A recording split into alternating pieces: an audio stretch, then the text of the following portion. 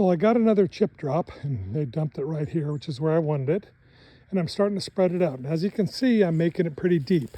And the idea is that it's going to lose about half of its volume due to decomposition as these things decompose. So that's a good thing.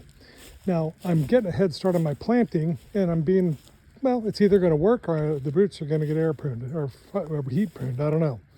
First thing I'm going to do is dig down to the dirt, loosen that dirt up where the hole is. And next step is I'm going to add the planting medium that I want to put in there, and I'm going to tamp it down, make sure that it's nice and firm.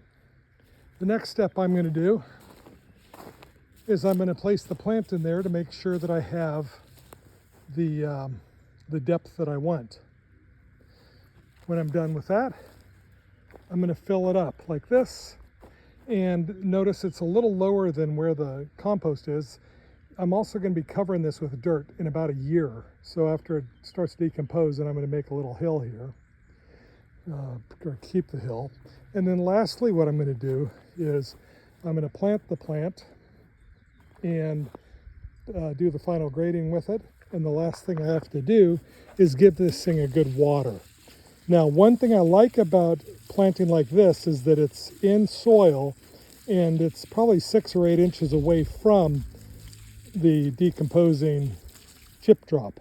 This chip drop will keep a lot of moisture in here and keep these plants, relatively healthy. At the same time, it's still winter and we get some cool weather, and the temperature inside this, is over 100 degrees where it's decomposing, and that's going to give the roots some nice warm growing room.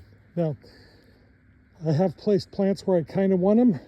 I went to Growers Outlet this morning in Loganville, and they had native rhododendrons for 15 bucks each in 1 gallons. I can't complain about that. They had 5-gallon varieties of azaleas that were $15, so I had to grab a few of those. I grabbed some daffodil bulbs that were blooming. They had those 5 for 20 bucks. Very happy with Growers Outlet. If you guys are in the area, that's the place to go.